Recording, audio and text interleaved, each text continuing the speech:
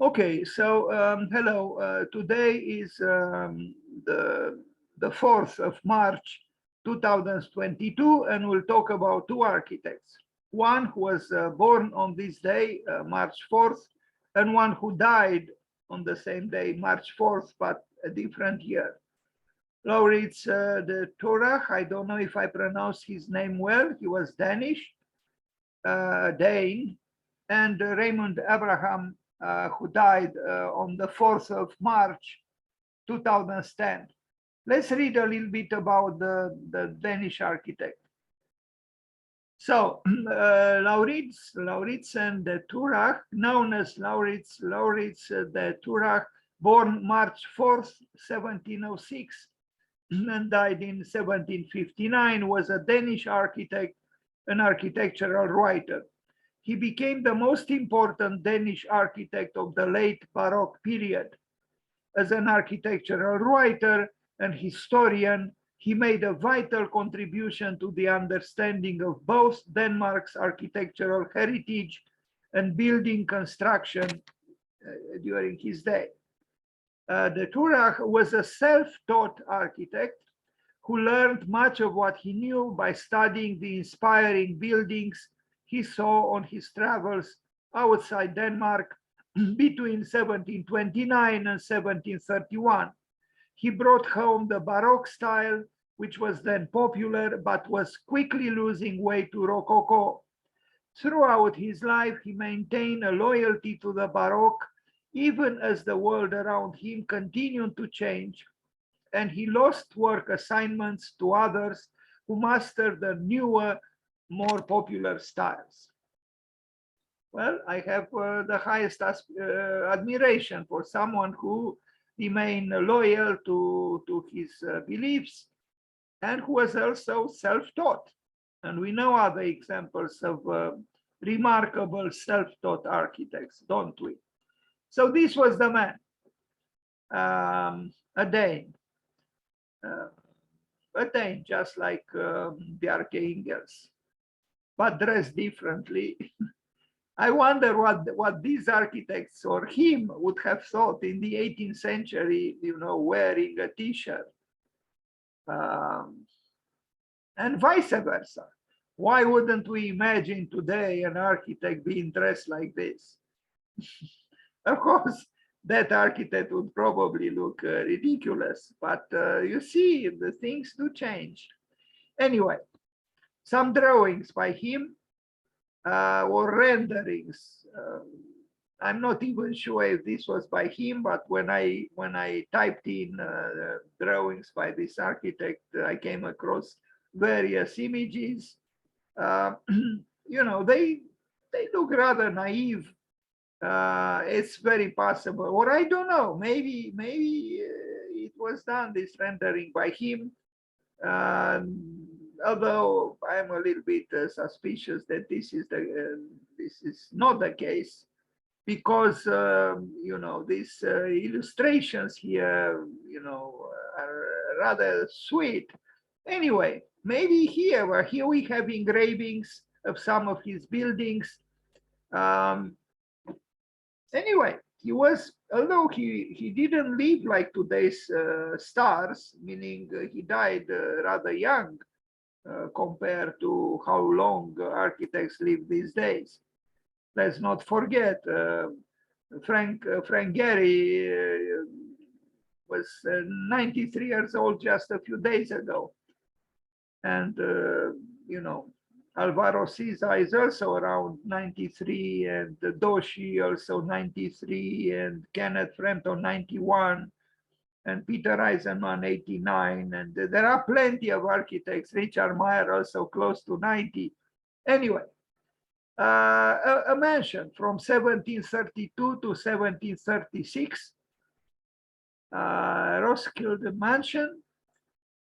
I like this building. If this is Baroque, it's a kind of Baroque which is very humane, I would say. It's not, but then it's a Scandinavian country. It's not, it's not Rome. It's not the Latin spirit, but it's subdued. It's reticent. Do we see something, very specific here?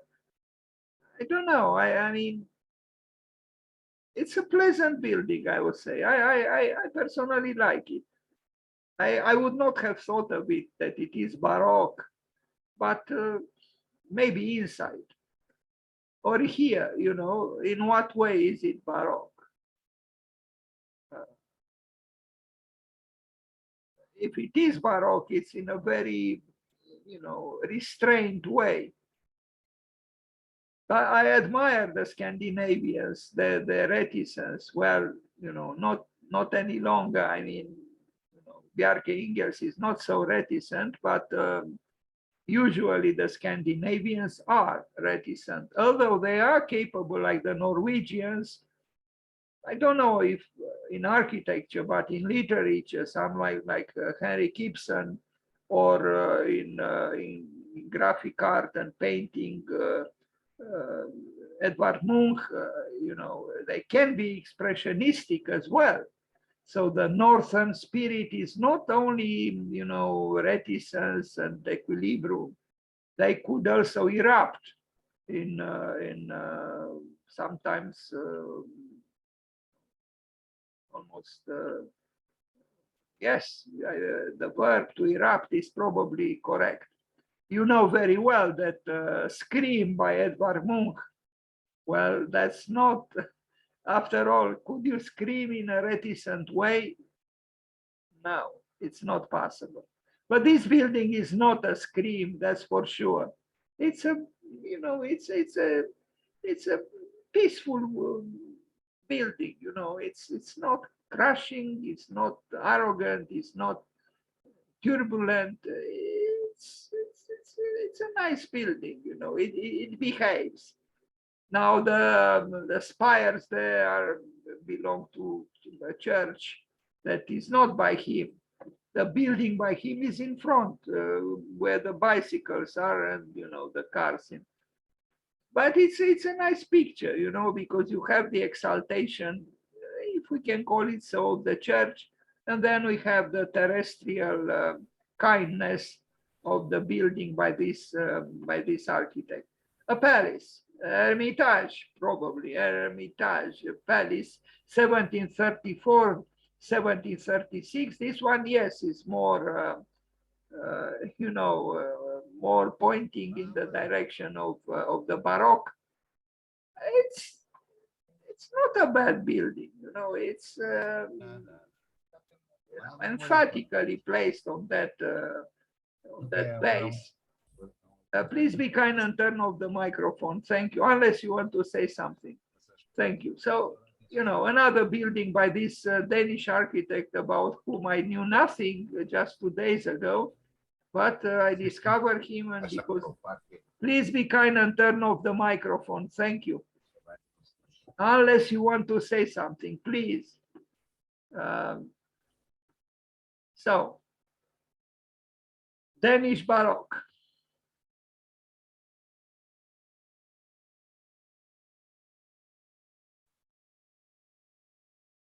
I hesitate to pronounce his name because I didn't yet memorize it, to my shame. It's a new addition to my knowledge about architecture, which is very imperfect, of course. Anyway, it would be interesting, perhaps, to make some kind of a comparative analysis between, let's say, Baroque manifestations in architecture, and maybe not only in architecture, in a certain country vis-a-vis other Baroque manifestations in a different country, and compare, what happened around the same time. For example, this man, when he lived and worked, Piranesi was alive. Piranesi was born in 1720. This building was built when Piranesi was entering adult age, so to speak.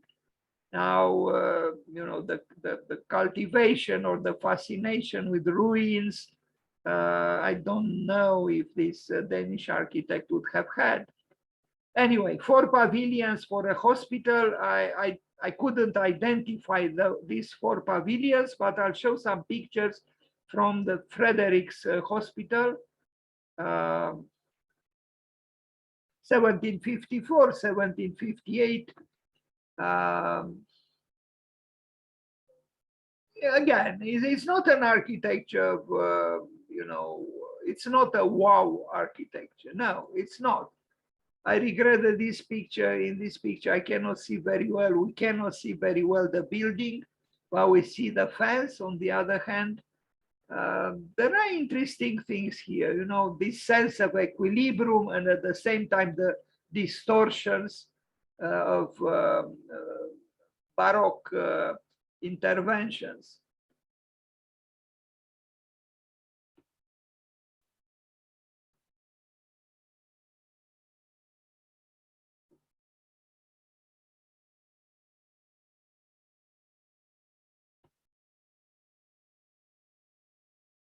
So I guess the 4 pavilions that he built for these hospitals are 4 buildings that together form this hospital. I don't know if there are more than 4. Another building, which I don't know what it is, 1756, 1757. And yes, even if I didn't know was built by a Danish architect, looking at the picture, I would have said it must be somewhere in Denmark. And yes, it is in Denmark. If we are to describe it, what makes it distinctly Danish, I don't know very well if I can answer. I have this feeling it's, a darker, taller roof, and then the whiteness of the walls, although we saw also color on. It's a domestic architecture, even in the case of palaces. It's it has a certain domesticity. It's a sense of home, I think, and it's this balanced expression, architectural expression. I probably say banalities, but maybe analyzing more carefully, we'd look at the windows, how they are done, and the entrance. It's a building which again is not ostentatious, and I admire the Scandinavians for this lack of nothing is ostentatious, and this is a quality that they do have in general.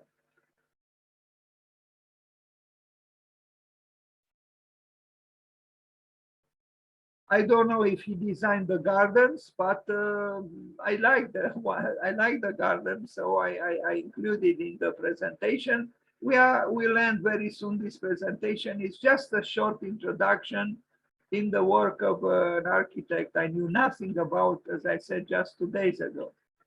But since he was born on March 4th, I thought of including him in the presentation today. Now, a spire of the Church of Our Savior, 1749, 1752. Again, it's a reticent Baroque.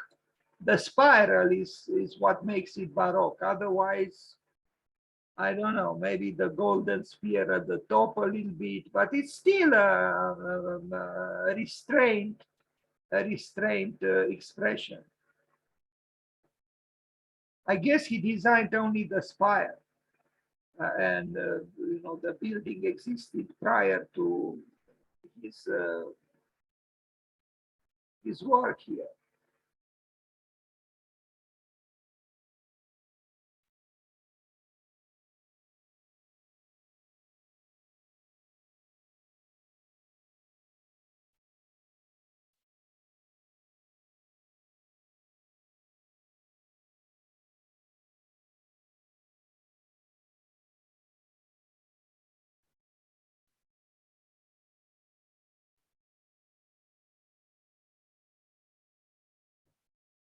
The yellow palace, but I don't think I didn't find a picture of it, so I stop here.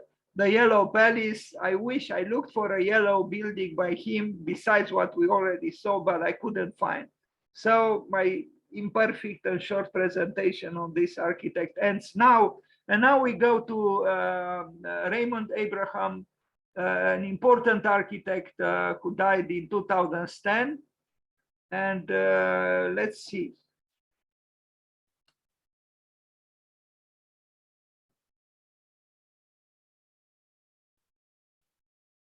Okay, so Raimund Abraham, he was an Austrian architect who lived and worked mainly in the United States. And he was a professor at Cooper Union in New York. But I will read many things, I mean, several things about him. So he was born in 1933, but died on March 4th in 2010 in a car accident in Los Angeles.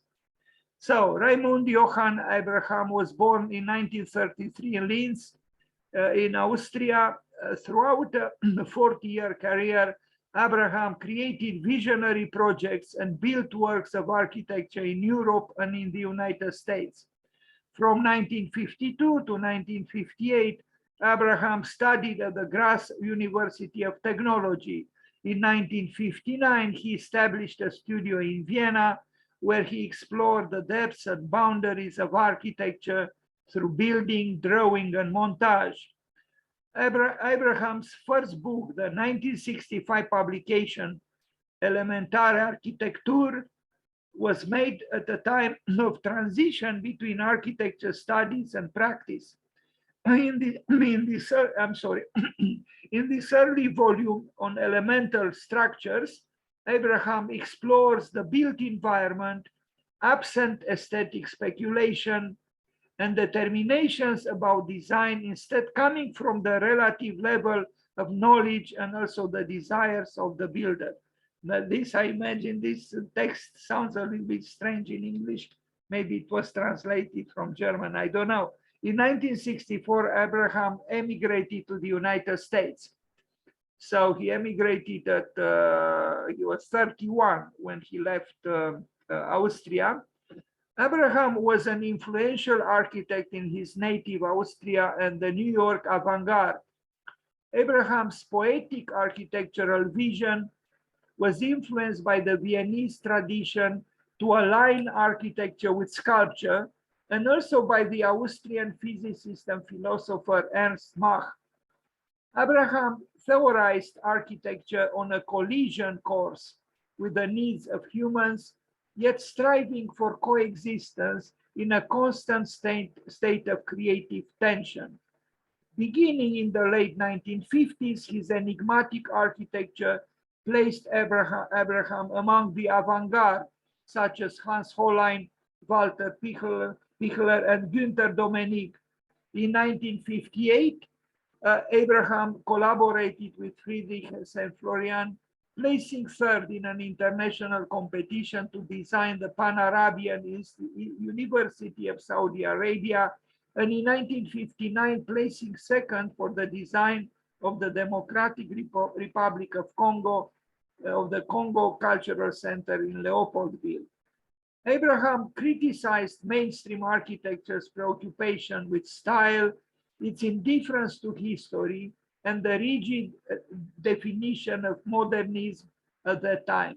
Abraham went on to influence generations of professional architects through architectural drawings, projects, and teaching.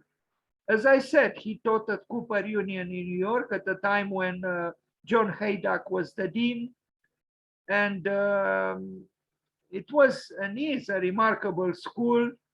And we'll look now at some of his drawings, but before we look at the drawings, let's look at the man. But before we look at the man, let's read this short quotation from him. What his role was as an educator. Teaching forces me to engage in a critical dialogue with somebody else and find a level of objectivity that allows me to have a fair critical argument. My role as a teacher is simply to clarify, although that's a bit simplistic. When I give a problem to the students, it's my problem. I am trying to anticipate how I could solve that problem. And my joy is when the students come up with a solution I haven't thought of. Well, I wish it was the same thing in all schools of architecture. In my experience, many schools of architecture think otherwise. The professors want the students to think of the same solution they thought of, but not Raimund Abraham. And I can only salute him on this, because I think it's important indeed that the students express themselves with their own individuality, with what they feel and think themselves. And, regardless of what the professor thinks and feels. Anyway, this was the man, rather typically with a cigar in his hand. I did attend a lecture by him actually in the early 90s, and I even wrote then a reply to, I had a reaction to his lecture. It's called apropos of Raimund Abraham's lecture. If any of you is interested to read it, I could send it to you. He always had a hat on his head. I don't know exactly why.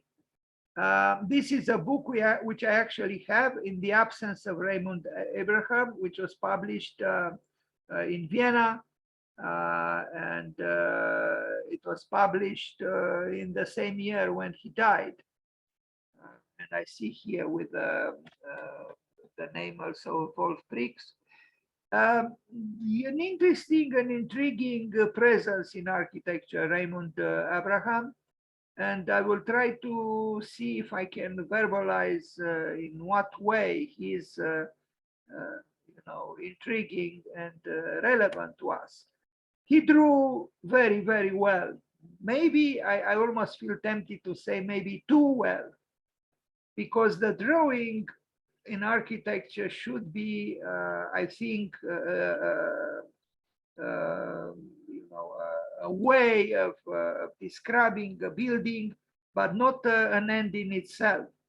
But still, there are remarkable architectural drawings which are ends in themselves, and they still serve architecture. And I would include his work here. His work is poetical, is philosophical, is not the typical architectural drawing that most students in architecture schools are taught to explore or to do. It's an artistic approach to architecture. It might be called a visionary kind of visualizing possible buildings, and exploration, a very refined exploration of the medium, graphic medium, in order to arrive at some essentialism, architectural essentialism, or some, the elemental architecture he was striving to reach through this exploration, finds in his drawings a very powerful medium. In my opinion, and I could be wrong, or I could be opposed, but I even thought of perhaps writing something with a possible title like Symmetry and Morbidity. I think Raimund Abraham was aware of the limit of life, and I don't know if he addressed the subject openly, but in his graphic representations, and even in the buildings that he built, and he did build a few buildings, there is a monumentality and a certain silence that could make one think, especially of that someone has my family name, could think of the end of life, not to say death. Like you see here, this landscape without trees, without flowers. Yes, there is a hilly landscape, but then the building is an eroded cube. It's a cube which was affected by the passage of time. So it's a meditation, a melancholic meditation on the ephemerality of life and the ephemerality of geometry as well. These are poetical drawings, and they are drawn very, very well. Um, they are seductive as such, as drawings. I don't know if this would have been built, but I think Raimund Abraham is very important because he shows us that architecture could express itself and it could assert itself even in the absence of the building site, even in the absence of a commission, even in the absence of encouragements from society to think in so-called visionary terms. So we need people like him because they push forward, the very spirit of architecture. As opposed to tomorrow, there will be the birthday of Louis Kahn, and we'll pay homage to him.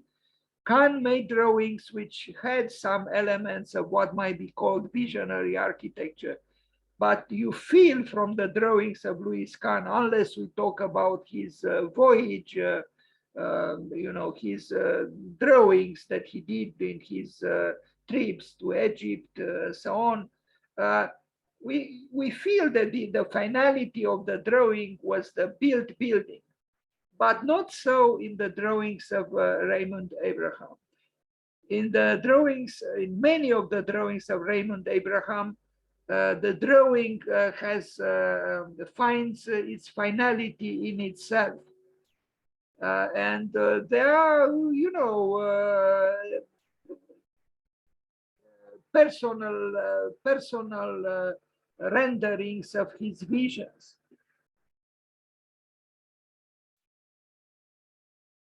There were other architects who did, kind of similar graphic works, but I think he stands out in the second half of the 20th century as an example of an architect who finds purpose and even joy in what is called, or what was called by some, paper architecture. This was, for example, an engraved drawing, with a small, limited series or edition. So yes, he was very, very sensitive and very attracted to the graphics of architecture.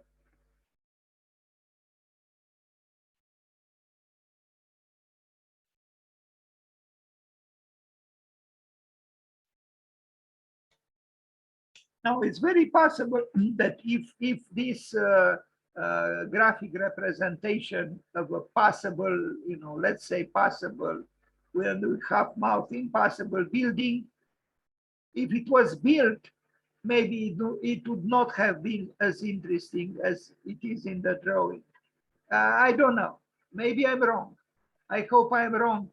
But the spirit of architecture needs, again, architects who don't need much. They need some color pencils and some paper, and they can externalize the imagination.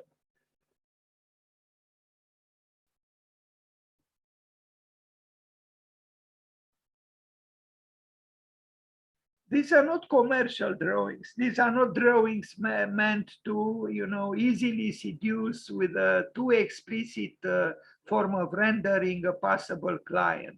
These are explorations of a poet, philosopher, mystic, searching for for the core of what architecture means. And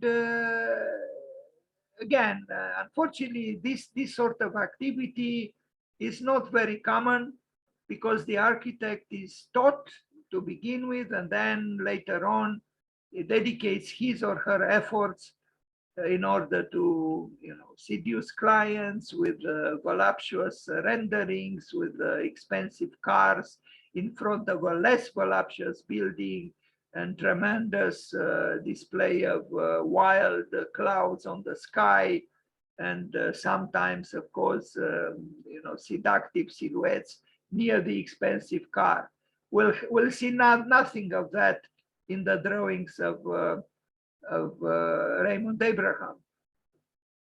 Again, the man, I think I saw already, I showed already a picture with him like this. Sorry for the reiteration.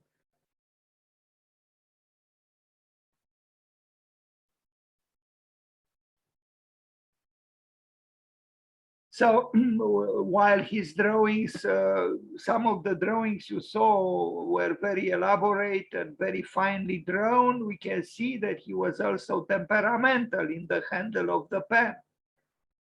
And there is an anxiety almost in assuming a cube which in his hand is not classic, seems to want to be destroyed. But in the more carefully drawn images like here, if we compare this with this, we see two different ways of I almost said verbalizing graphically, but I know it's a contradiction in terms. He also proposed, like Paolo Soleri, possible or impossible urban, structures, rather majestic, emphatic.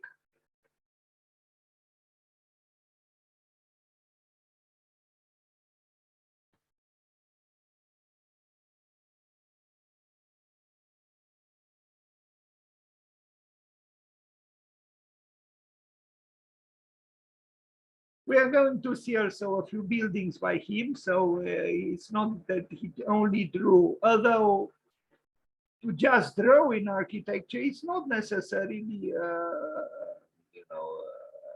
something negative at all. There were great architects who only drew, like Santelia, and even Piranesi, since I mentioned him today. Well, he built a little bit, but not in a enticing way. Piranesi was great because of his graphic work. Now we arrive at an important work that he did build in New York City, the Austrian Cultural Center, a narrow and tall building as it is appropriate now for New York City. But even here, and he built this building, and you are going to see pictures of this building. Even here, he couldn't restrain himself from not doing the kind of drawings that he did. He loved this medium, the drawing, the pencil drawing. So here is the abstracted image of the building that he conceived and built. So is this building here? And it stands out, yes, squeezed as it is, it's a narrow building. The cultural center of Austria. Austria is not a very large country, and with the population, which is half of the population of Romania. But look at what cultural center they have in Manhattan. And it was built by this architect that we pay homage to today, Raimund Abraham. You see between his drawings, between his graphic works and the built work, there isn't really such a long distance. Certain elements, certain signature elements are present in the building that he built, just as they are present in his many drawings that he did. It was not easy to build a building with personality, with individuality in on such a narrow site. But I think he succeeded to do something that is not very removed from his preoccupations as a so-called visionary architect.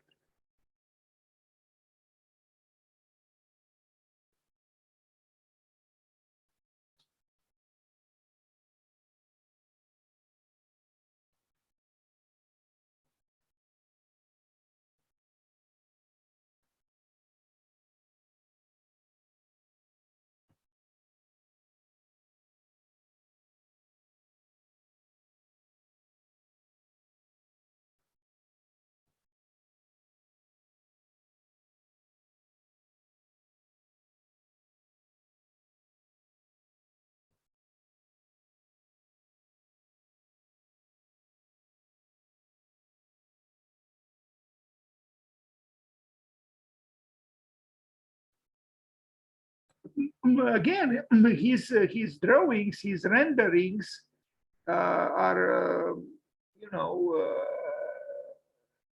enticing. You know, they are very well done, and again, they are not commercial, typical commercial renderings at all. Now these are the plans. If you can see them, I barely see them. I don't have the correct eyeglasses on my nose or in front of my eyes. But anyway, maybe they are not so relevant unless you are a stubborn functionalist.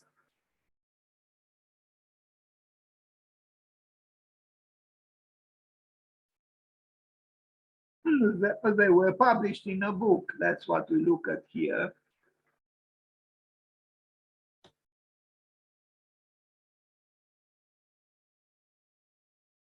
Another drawing, you see, he continued to explore the anatomy of the building even after it was built, because he truly enjoyed dissecting the building graphically, and that's what we look at here.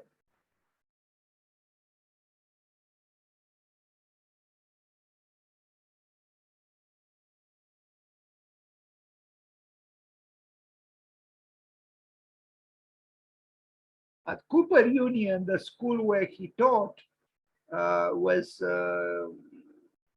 almost unique in this sense. There were several professors taught architecture in the same way. They also valued graphic works or abstract representations of buildings. Peter Eisenman taught there. Elizabeth Diller, she was first a student, and then she taught there. Ricardo Scofidio, and then maybe above all, the dean himself, John Haydock. So it was a culture of expressing as much as possible through drawing the essence of architecture, through books, even through poems. A very special school, Cooper Union, actually. And it was also special because it was a free school. You didn't have to pay anything. And it was very highly considered. Around the 80s, 90s, I've heard the dean himself saying this is the best architecture school in the world, which offers a bachelor degree in architecture.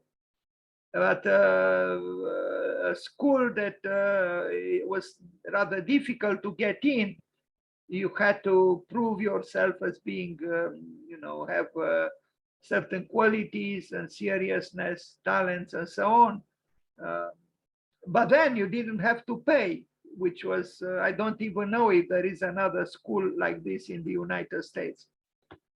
Anyway, back to the Austrian Cultural Center by Raimund Abraham.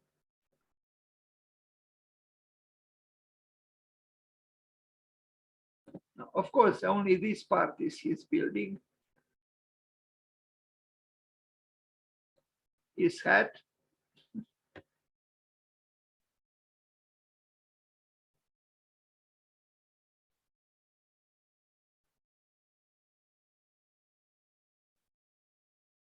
Now we go to Berlin, where he was invited in the 80s, together with other well-known architects, to build an apartment building. And he did build one on Friedrichstrasse. Here it is. So this is what Raimund Abraham did.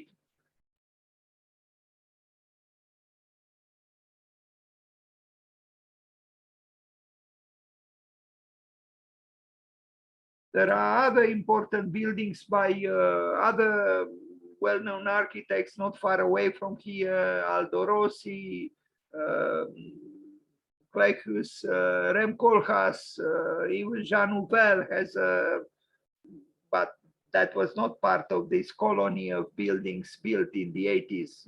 Jean Nouvel built a Lafayette Gallery building. What was an interesting time for Berlin, investing in architecture, and he did so 3 times during the 20th century.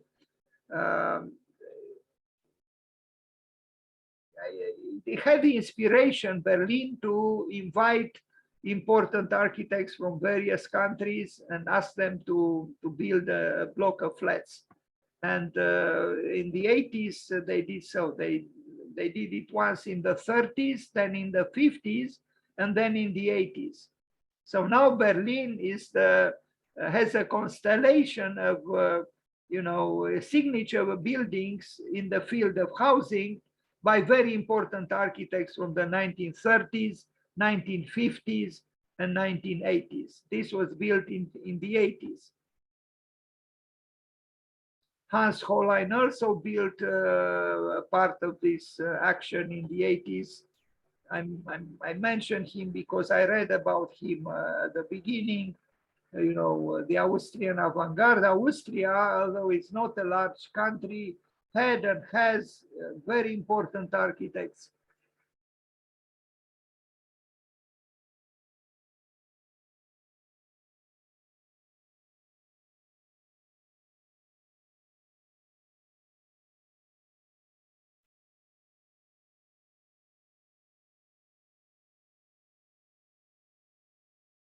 You would not have expected, if you look at the elevation of the building towards Friedrichstrasse, you wouldn't expect a round courtyard, but this is what it is.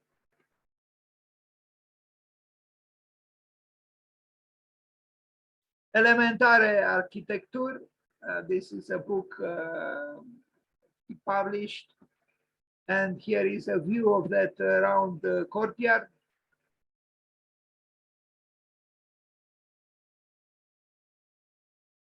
I keep saying to myself and to everybody else, architecture is beautiful if it is an adventure. And the more personal, the better. So now we look at the personal adventure of Raimund Abraham. Of course, someone else could have a very different adventure, but it's important not to forget this. If it's not an adventure, if you are not a pioneer who discovers his or her own past, then there is a risk of arriving at apathy, at boredom even, and some even renounce architecture. It's important to have joy in doing architecture. And even there are frustrations, of course there are, and the more personal you are, the more society will oppose you.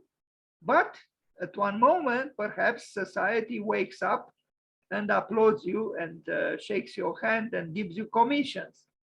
Now this is a house he built, also symmetrical.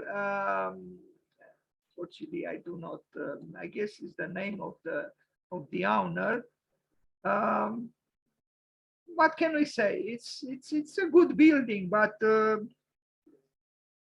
mean, it's not alarmingly personal or anything. A building for a well-to-do client on top of a hill, white, and with symmetrical parts.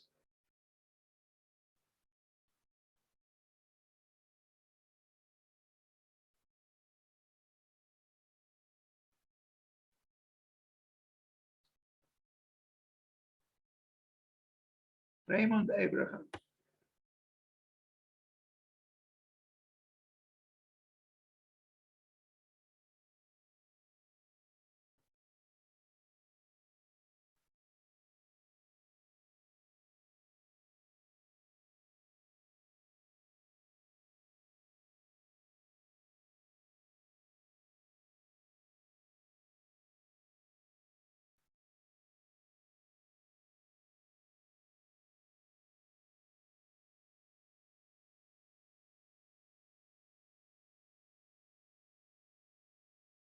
Now we arrive at an interesting building. He built the House of Music.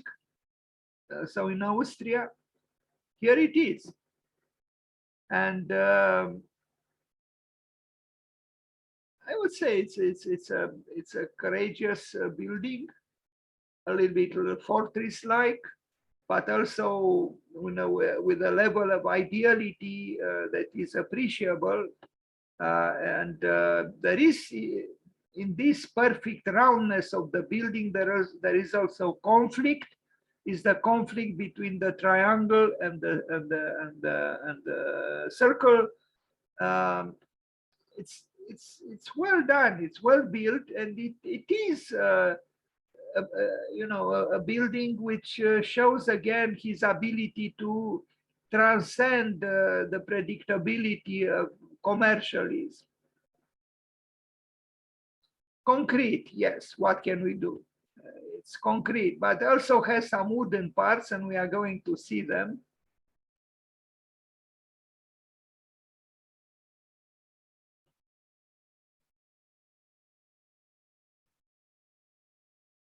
I imagine the experience of being inside this building and walking on these, you know, parts, either sloping or horizontal of the building.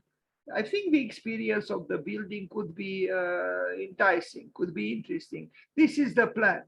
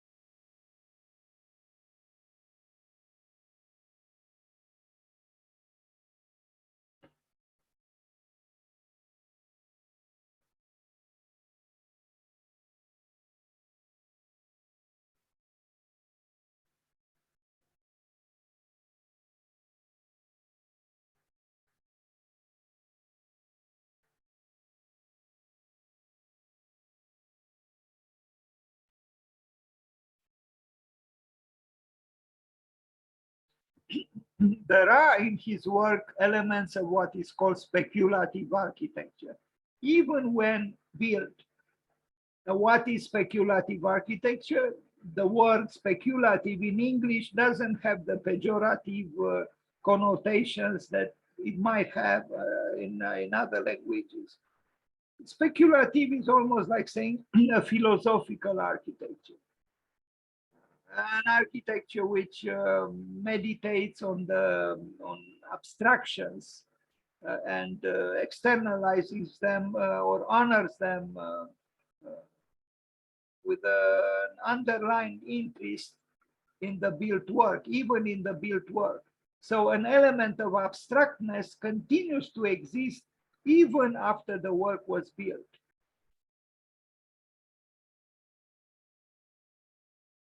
This is not easy to do because, as Louis Kahn said, about whom we'll talk tomorrow, if a great building starts with the immeasurable and then it goes through the measurable, in the end, it has to come back into the immeasurable.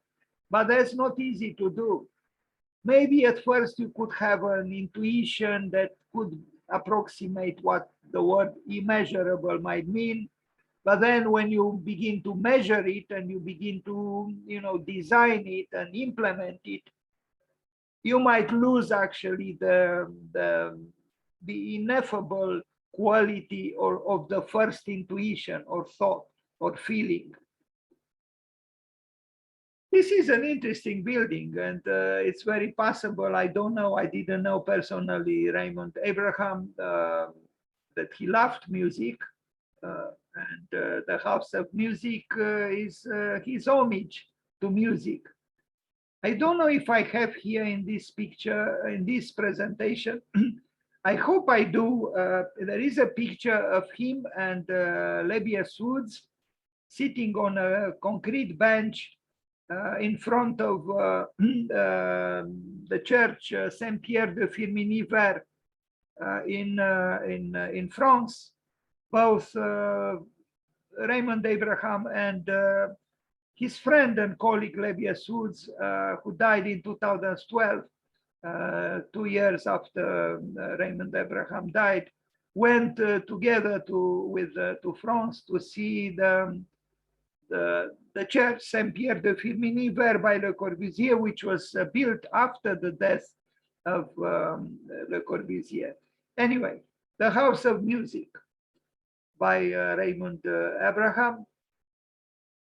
The parts covered with wood are, I think, lodgings for musicians or people who come and spend a few days in this so-called House of Music.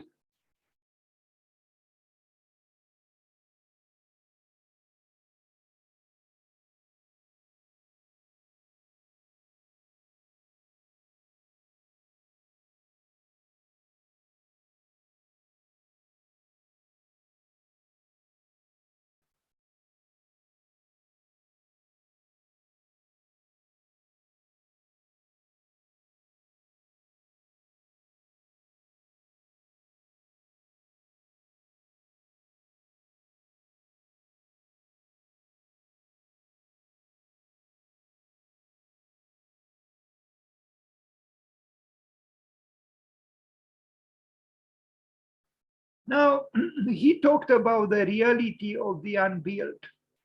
And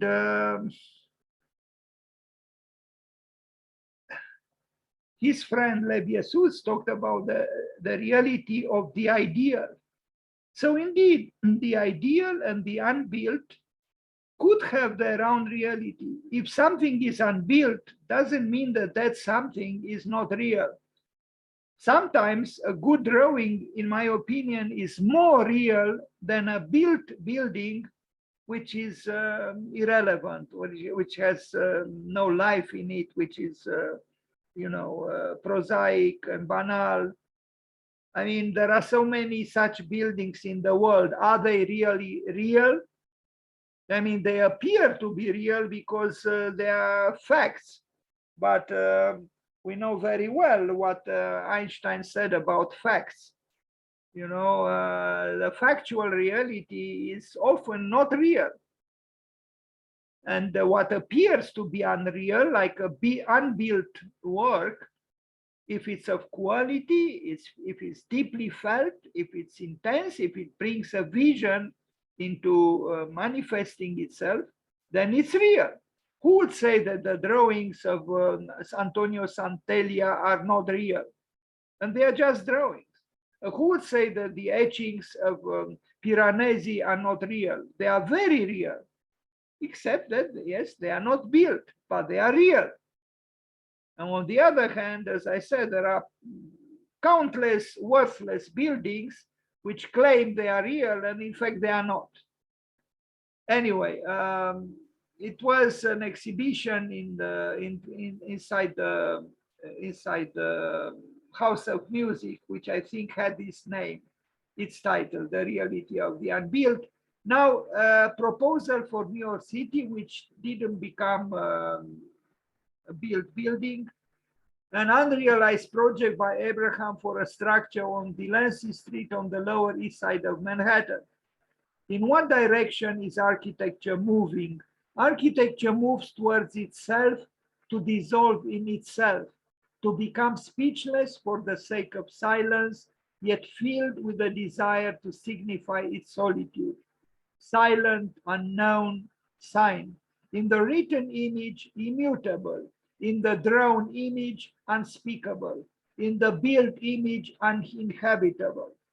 The mystery of these images becomes the myth of the journey of architecture and the odyssey of the imaginary inhabitants who attempt to decipher them. Maurice Blanchot, The Song of the Sirens. And this is the model. It looks interesting, but it was not built.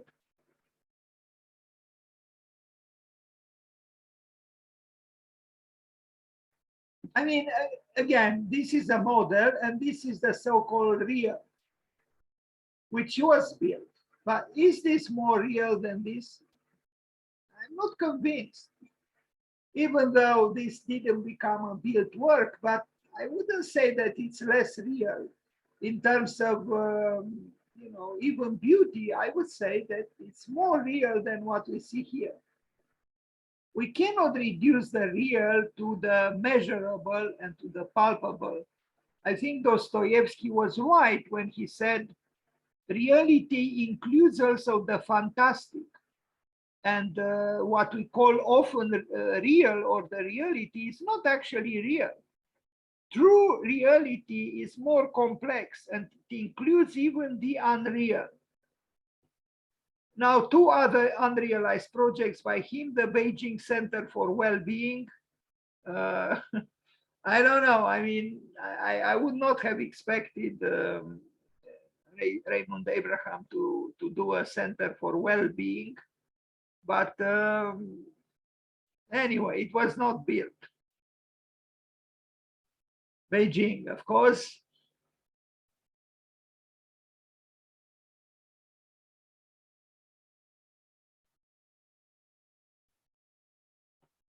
And World Trade Center, New York, ground zero, bird's eye view. Sorry for, I couldn't find a picture, a larger picture with this. I can't figure out very well what he was doing here for ground zero in New York.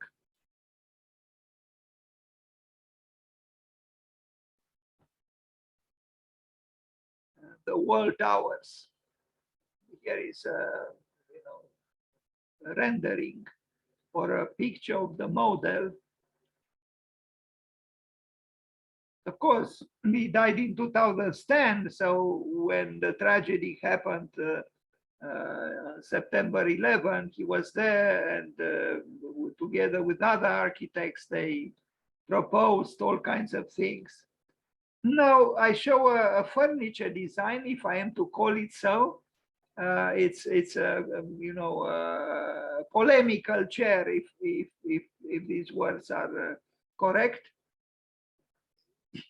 Yes, the provocative nature of Cooper Union is shown quite well through this furniture, design, a divided chair, a schismatic chair. Is it comfortable? I doubt it. But it's a chair which makes you think about the inner schism, about the doubleness of many of us. There is a rift, and this chair expresses it.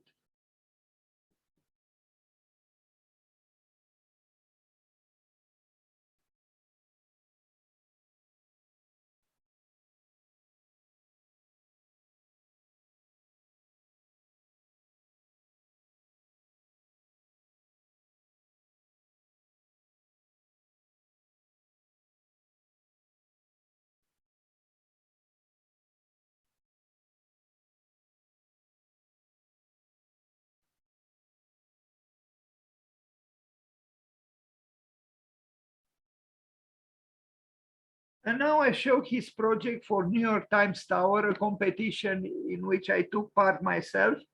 And some of you probably saw my proposal, but he won the competition. To be honest with you, I don't think his project was, and I hope I'm objective enough. I'm not just jealous. This is what he proposed. As you probably know, 42nd Street, this tower for the Times Tower, his proposal for the Times Tower is, at the Broadway and 7th Avenue, and 42nd Street is just behind it. And 42nd Street has many cinemas, theaters. So what he did, he, in a rather mechanical, additive way, he stacked one cinema above another cinema, or theater above another theater, above another theater. How many? 1, 2, 3, 4, 5, 6, 7, and then with this rather tall. But anyway, I find it rather predictable because of the additive nature of yes, he was a contextualist because he amplified the number of theaters or cinemas in this area, important area of New York City. But I find it rather mechanical in this, you know, additive action to just place identical cinemas one above the other. Anyway, this is the project that he proposed, and it won the competition. And now you are going to see, if you allow me the modesty of showing what I did. Um, the the other proposal for New York Times Tower, which was my work, and I didn't win anything, is this one.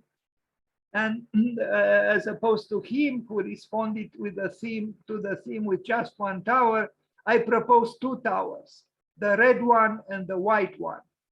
And if you look at the building site, the site of the competition, it's like an hourglass, a clepsydra. You have Broadway and 7th Avenue intersecting at 45th Street. Here is 42nd Street. Here is 48th Street. And so at equal distance from the crossing of the road, of the cross, how is it called, the 45th Street, where 7th Avenue and Broadway intersect, the cross, God, I can't find my correct wording.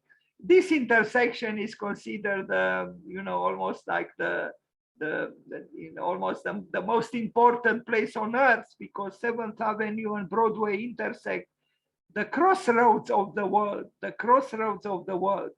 And from here to Coca-Cola building, at that time existed the Coca-Cola building. I don't know if it still exists, and the Times Tower building. So the distance from the center is the same. So I felt encouraged to propose two towers. At that time, I was reading Psychology and Alchemy by Carl Jung, and I was fascinated by European alchemy, by the symbolism of red and white.